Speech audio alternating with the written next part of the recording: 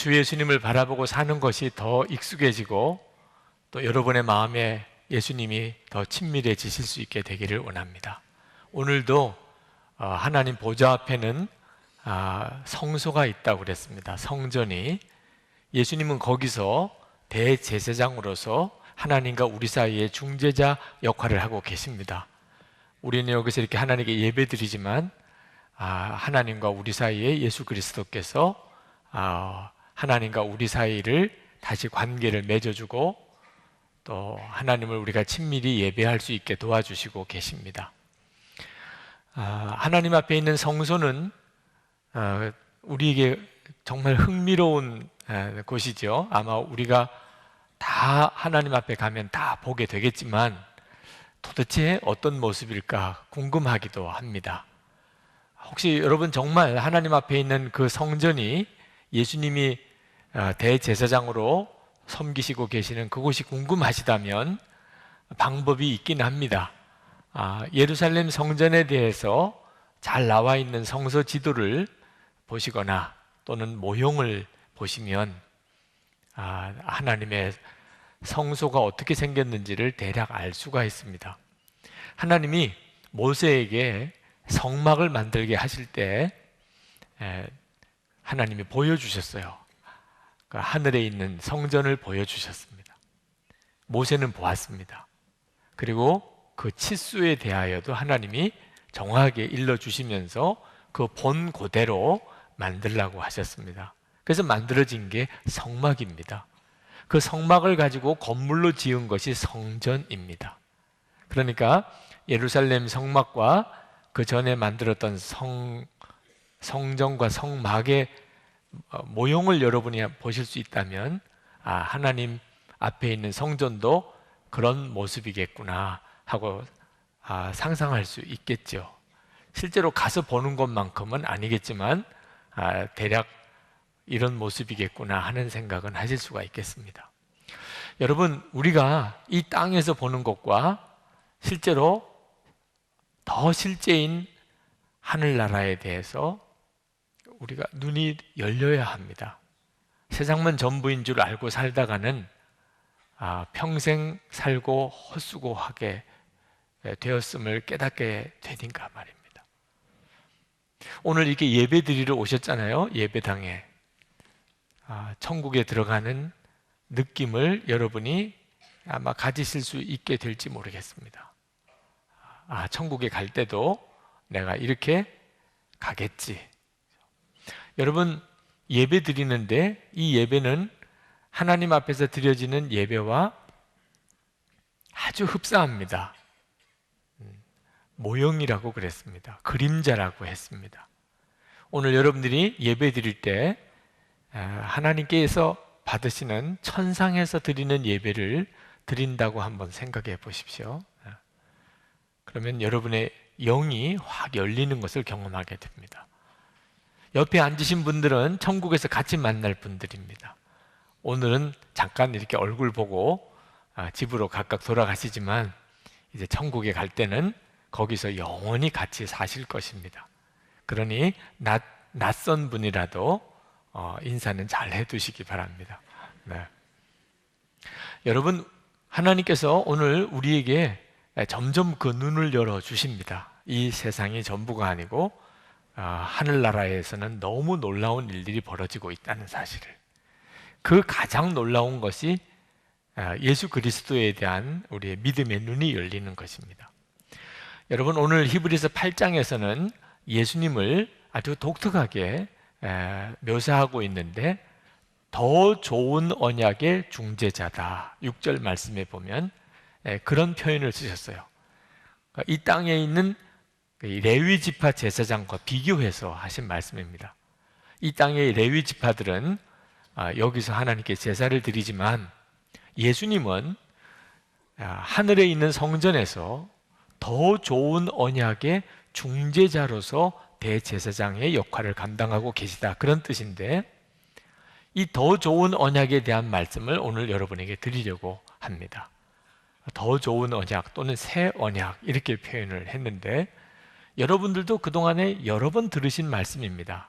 새 언약과 옛 언약. 들어보신 기억이 있으시죠? 네. 그런데 새 언약이 무엇이냐고 물으면 딱히 대답을 잘 하시지 못하십니다.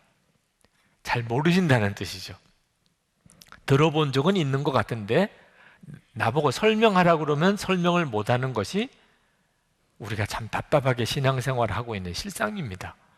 여러분, 예수를 믿으면 하나님이 우리에게 주신 가장 놀라운 축복에 대한 표현이 우리는 새 언약의 축복을 받은 겁니다. 근데 그 새 언약이 뭔지 내가 남에게 설명을 못한다면 우리 신앙생활이 왜 답답한지 그 답이 오는 것이겠죠. 오늘 여러분 이 새 언약에 대해서 분명하게 이해하고 또 믿고 누려지게 되기를 축복합니다. 오늘 제가 새 언약에 대한 설명을 여러분에게 드릴 때 여러분이 모르던 내용이 아니고 여러분이 이미 다 알고 있었던 내용이라는 것을 깨닫게 되실 겁니다. 그러니 더 속 터지는 일이죠. 네. 차라리 몰랐다면 오늘 처음 듣겠지만, 몰랐어요 그러겠지만, 이미 다 알고 있는 내용을 정확하게 내가 붙잡고 있지 못했으니 답답한 일입니다. 여러분, 새 언약에 대한 말씀을 드리려고 하니까 옛 언약에 대해서도 설명을 드려야 이해가 되겠죠. 하나님이 우리에게 언약을 2번 주셨습니다. 첫 번째 주신 것을 옛 언약이라고, 그 다음에 주신 언약을 새 언약이라고 하셨는데, 옛 언약은 언제 주셨느냐 하면 이스라엘 백성들에게 율법을 주실 때입니다. 하나님이 이스라엘 백성을 광야로 인도하시고 시내산에서 10계명을 주시면서 하나님의 율법을 주셨어요. 그 하나님의 율법을 주신 것은 대단히 완전한 율법입니다. 하나님이 주신 것이에요. 그러니 하나님의 율법이 부족함이 있다고 전혀 말할 수가 없습니다. 하나님이 우리에게 율법을 주신 것은 우리가 복을 받고 그리고 하나님의 거룩한 백성이 될 수 있는 길을 가르쳐 주신 겁니다. 그러니 대단히 좋은 거죠. 그러면서 언약을 주셨어요.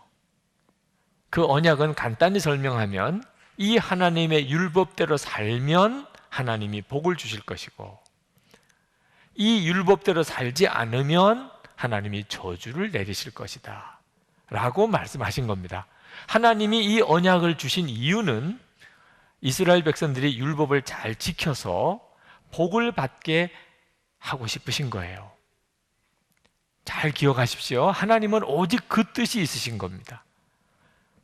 이스라엘 백성들이 부러운 것은 바로 이 언약과 율법을 가지고 있다는 거예요.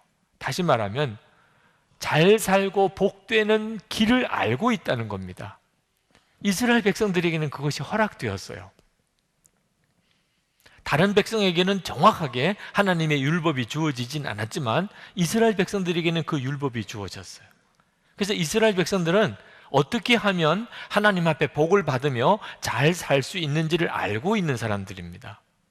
하나님이 저주를 말씀하신 것은 혹시라도 이스라엘 백성들이 이 하나님의 율법을 경솔히 생각하고 어기게 되는 일이 생길까 봐 하나님이 경고를 하신 거예요. 그래서 제발 이 율법을 어기는 일이 없도록 하라고 하나님이 말씀하신 겁니다. 이 율법을 하나님이 주셨을 때 이스라엘 백성들은 대단히 기뻤어요. 기쁠 수밖에 없지요. 잘 사는 길, 복 받는 길, 하나님의 거룩한 백성이 되는 길을 하나님이 가르쳐 주셨으니까. 그래서 그들이 다 아멘으로 하나님 우리가 이 율법을 잘 지키겠습니다 라고 자기들 입으로 약속했습니다. 그런데 문제는 그들이 율법을 그 다음부터 어기게 된 거예요. 율법을 지키고 싶은 마음이 있어도 실제로는 자꾸 율법을 어기게 된 겁니다. 율법을 잊어버리고 이방신을 섬기고 하나님의 약속하신 계명을 자꾸 어기게 된 겁니다. 그러니 하나님은 어떻게 하셔야 돼요? 율법을 지키면 복을 주고 율법을 어기면 저주를 하겠다고 약속을 이스라엘 백성과 맺어 놓으셨어요.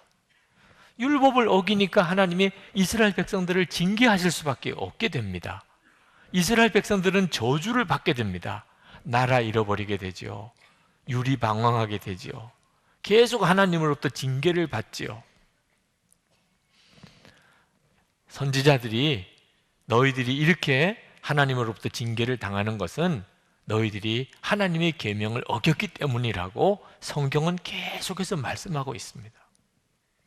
자, 이렇게 상황이 되니까 하나님께서 난감하신 형편이 된 거죠.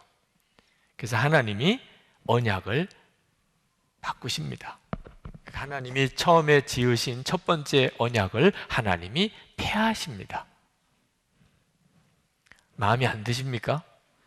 네, 하나님 마음대로 하시는 것 같아서 불쾌하십니까? 아니 뭐 만드셨으면 지켜야지 끝까지.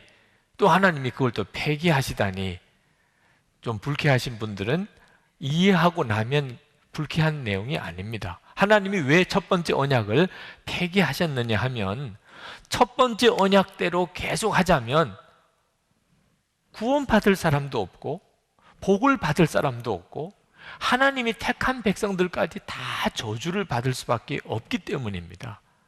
첫 번째 언약은 하나님의 율법을 지키면 복을 주시고 어기면 저주하실 것이라는 거예요. 그래서 하나님이 새 언약을 만드십니다. 새 언약을, 더 좋은 언약을 만드십니다. 자, 근데 여기서 오해하지 마실 것은 하나님이 더 좋은 새 언약을 만드셨다는 것에 대해서 많은 성도들이 율법을 안 지켜도 되도록 하셨다고 오해합니다. 많은 성도들이 그런 오해를 하고 있습니다.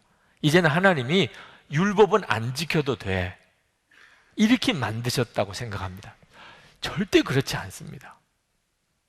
여러분, 율법은 좋은 것입니다. 다시 말씀드리지만 율법은 우리가 구원을 받는 방법을 가르쳐주고 하나님의 뜻대로 사는 길을 가르쳐주고 하나님이 복을 주실 수 있는 길을 가르쳐주고 우리가 거룩한 백성이 되도록 만들어주는 방법을 분명히 가르쳐주는 것입니다. 그러니까 좋은 것인데 왜 하나님이 율법을 버리시겠어요?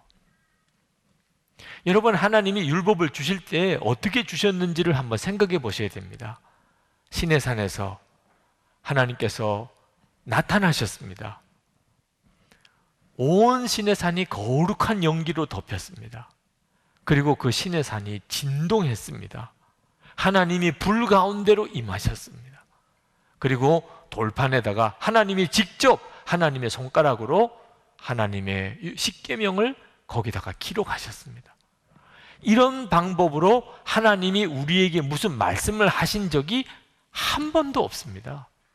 하나님이 율법, 십계명을 주실 때 그때 그 장면은 모세가 견딜 수 없이 두려웠었다고 그렇게 고백할 정도로 대단했습니다. 그렇게 주어진 율법입니다. 그 율법은 정말 귀한 것입니다. 근데 문제는 그 율법대로 살 수 있는 힘이 우리에게 없다는 데 문제가 있는 거예요. 그래서 하나님이 정하신 방법이 우리 마음 속에 하나님이 들어오셔서 우리의 마음을 완전히 바꿔 놓으시겠다는 거예요. 우리의 마음을 뒤집어 놓으시겠다는 겁니다. 그 하나님의 새 언약이 10절 말씀에 나옵니다. 우리 한번 보실까요? 10절에 그날 뒤에 내가 이스라엘 집과 맺을 언약은 이것이니 나는 내 율법을 그들의 생각에 넣어주고 그들의 마음에다가 새겨주겠다. 그리하여 나는 그들의 하나님이 되고 그들은 내 백성이 될 것이다. 여러분, 이 하나님의 새 언약이 얼마나 놀랍습니까? 여러분 중에 적어도 몇 명은 기절을 해야 되는데 이미 다 들어서 아시는 내용이니까 기절하실 건 없으실 것 같아요. 네. 그러니까 여러분, 새 언약이 뭔지를 정확히 알아야 합니다. 새 언약이 뭐죠? 도대체 옛 언약은 뭐며 새 언약은 뭐죠? 옛 언약은 하나님의 율법을 지키면 복 주시고 지키지 않으면 저주하시겠다고 하는 언약입니다. 새 언약은요, 율법 안 지켜도 된다는 게 아니고 율법을 이제 지킬 수 있도록 해줄 것이다. 어떻게 해요? 하나님이 하나님의 자녀들의 백성들의 마음 속에 들어오셔서 우리 마음에다가 하나님의 율법을, 우리 생각에다가 하나님의 계명을 기록하시겠다는. 그래서 이제 우리가 마음과 생각으로 하나님의 계명을 지키는 자가 되게 해주시겠다는 것이 새 언약입니다. 고린도후서 1장 22절에 하나님이 우리에게 인치시고 보증으로 성령을 우리 마음에 주셨느니라. 모든 그리스도인에게 다 이루어진 일입니다. 그래서 우리는 하나님이 정말 살아계신 것을 알아요. 예수님이 살아계신 주님이라는 걸 우리가 다 압니다. 우리 안에 계시니까. 그러니까 우리는 서로 하나님 믿으세요 이렇게 말할 필요가 없어요. 여기 계신 여러분들 서로 하나님 믿으세요, 하나님 진짜 살아계세요 말할 필요가 없다니까. 왜? 다 알고 있으니까. 다 하나님을 다 마음에 모시고 사니까. 11절 말씀을 우리 같이 한번 읽겠습니다.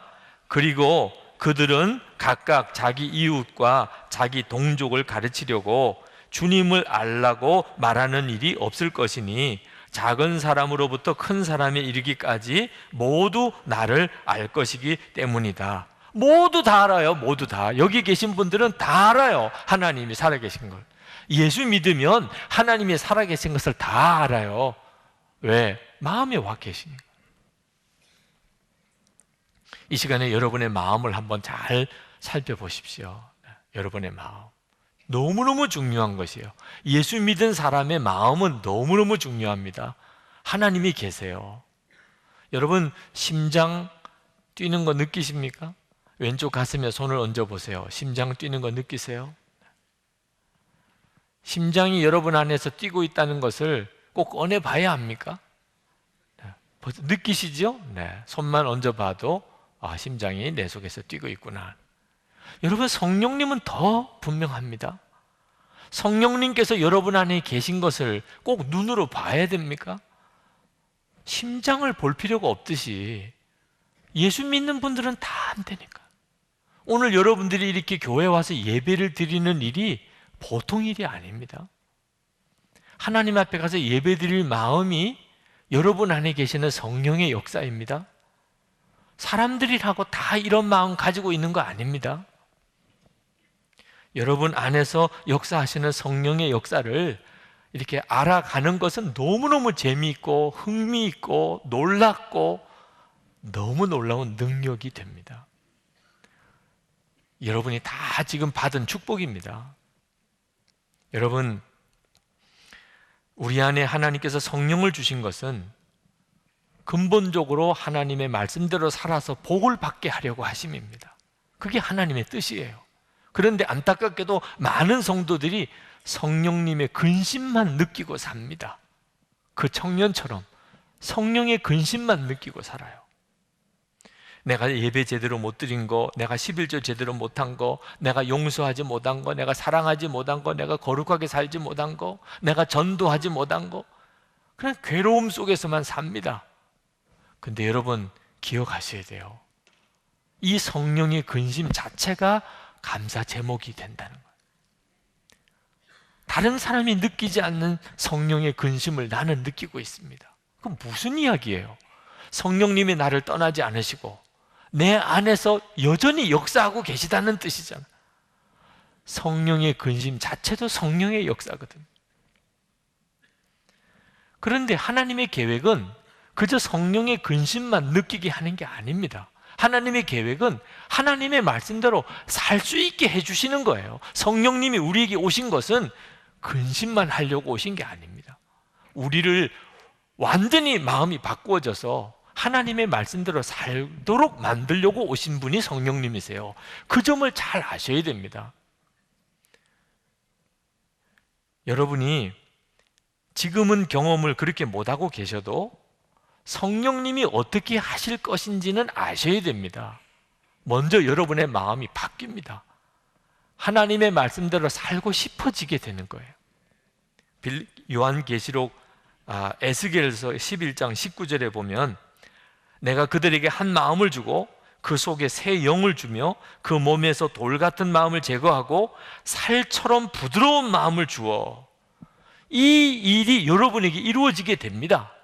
성령님이 여러분 안에 오셨으면 여러분의 돌같이 딱딱한 마음은 이제 다 제거하고 살처럼 부드러운 마음, 이 부드러운 마음이라는 것은 하나님의 말씀대로 살고 싶은 마음이에요. 마음이 하나님 말씀대로 살고 싶어지면 하나님 말씀대로 사는 게 뭐가 어려워요? 마음에 살고 싶은데. 빌립보서 2장 13절 새번역 성경으로 읽어드립니다. 하나님은 여러분 안에서 활동하셔서 여러분으로 하여금 하나님을 기쁘게 해드릴 것을 염원하게 하시고 실천하게 하시는 분입니다. 하나님이 그렇게 하게 해주신다는 거예요. 하나님의 기뻐하시는 뜻을 염원하고 그대로 실천하게 우리 보고 하라는 게 아니고 하나님이 그렇게 하게 해주신다는 거예요. 하나님의 계명이 즐겁기까지 하다니까. 로마서 7장 22절에 내 속사람으로는 하나님의 법을 즐거워하되, 시편 1편 1절 2절 말씀에 복 있는 자는 오직 여호와의 율법을 즐거워하여 그의 율법을 주야로 묵상하는도다. 오늘 이 시간에 다 그렇다고 저는 생각은 안 합니다. 그러나 오늘 설교 듣는 게 즐거운 분이 계실 거예요. 하나님의 말씀을 아는 게 너무 재밌고 하나님의 복음에 대해서 눈이 뜨이는 게 너무 마음의 기쁨이 되는 분들이 이 자리에 계시잖아요. 얼굴 보면 안 되니까요. 성령님이세요. 여러분 안에 계시는 성령께서 지금 여러분 안에 하나님의 말씀을 듣기를 기뻐하고 즐거워하게 해주신다니까.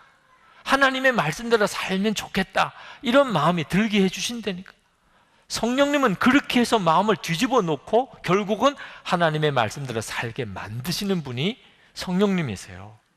그렇다면 왜 나는 성령의 근심만 느끼고 있지 그렇게 성령께서 내 마음을 뒤집어 놓는 일은 경험을 못할까? 이유는 여러분이 성령님에 대해서 정말 주목하고 성령님을 진짜 믿고 성령님에게 순종을 안 해보았기 때문이에요. 성령님이 여러분 안에 계신 것은 다 알지만 성령님에 대해서 별로 생각을 안 하고 사니까, 성령님을 진짜 믿고 성령님에게 순종을 또 안 해보니까 그런 겁니다. 빌립보서 2장 5절에 이 마음을 품으라 곧 그리스도 예수의 마음이니.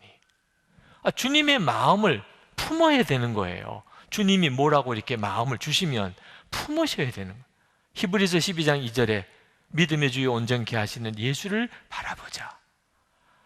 항상 주님을 바라보고 있어야 주님이 사인을 주실 때 내가 반응하잖아요.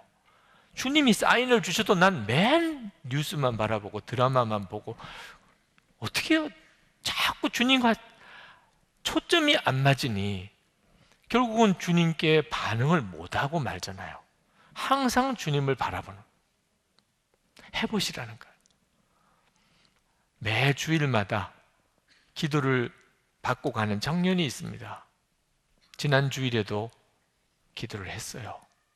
항상 힘들고 어려운 일이 많아서 제가 그 청년에게 늘 격려해 줍니다. 하나님이 너를 크게 쓰실 거다. 근데 그 청년은 그게 잘 믿어지지 않는 모양이에요. 지난 주일에 같이 기도를 했는데 그 청년이 기도하고 난 다음에 목사님 몸이 많이 편찮으시다고 들었습니다. 그래, 이상하게 요즘에 좀 많이 힘드네. 그랬더니 그 청년이 하는 이야기가, 그러면 오늘은 제가 목사님을 위해서 기도해 드릴까요? 이러는 거예요. 조금 저도 당황스럽더라고요. 전혀 예측을 안 했습니다. 그래 그러면 너가 나를 좀 위해서 기도를 해줘. 그랬더니 이 청년이 목사님 앉으세요. 그러더니 제 손을 잡고 간절히 기도를 해주신 거예요. 목사님, 우리 목사님 많이 몸이 요즘 안 좋으시다고 합니다. 하나님 건강을 주세요. 이렇게 진심으로 정말 간절히 기도를 해주고 너무 마음이 좋더라고요. 여러분 중에 저를 손잡고 기도해 주신 분이 몇이나 되십니까? 제가 그 청년에게 사실 그동안 늘 믿음으로 선포했어요. 너는 큰일을 할 거야. 제가 기도받은 몇 안 되는 교인 중에 한 분입니다. 그 청년이 저를 위해서 간절히. 그 청년의 마음에 감동을 주신 거죠. 너가 오늘은 목사님을 좀 기도해라. 늘 기도만 받았는데. 여러분, 주님은 어떻게 우리의 삶을 놀랍게 만들어 가실지 상상을 못합니다. 하루하루가 너무 놀라운 기대가 충만한 날에 오늘은 무슨 일을 하실까? 아침부터 밤에 잘 때까지 주님은 예측 불가하신 분이에요. 너무너무 놀라우신 분이에요. 성령님께서 우리 안에 계신 것이 가장 보배입니다. 돈, 무슨 증권, 주식, 여러분에게 필요한 무슨 성공, 명예, 비교가 안 돼요. 여러분에게 있어서 가장 중요한 것은 여러분 안에 와 계신 성령님이세요. 여러분이 이 성령님을 정말 알고 그 성령님이 여러분 속에서 이끄시는 대로 한번 움직여 보세요. 우리에게 부족한 것은 친밀함의 부족함입니다. 성령님은 계시지만 성령님 뜻대로 살아보지를 않은 게 문제예요. 그래서 영성일기를 써보시라고 권해드리는 겁니다. 우리가 주님의 성령님에 대하여 매 순간마다 주님을 의식하고 성령님을 의지하고 성령님께 구하고 해보세요. 처음에는 너무너무 막연해 보이지만 점점점 이게 뭐야? 이게 뭐야 도대체? 주님이시구나. 무언가 자꾸 여러분 속에서 말씀하시고 인도하시는 것을 알게 됩니다. 그 다음에는 담대해져요. 두려움이 없어집니다. 여러분의 삶이 바뀌는 걸 여러분이 경험하게 됩니다. 우리 기도하십시다.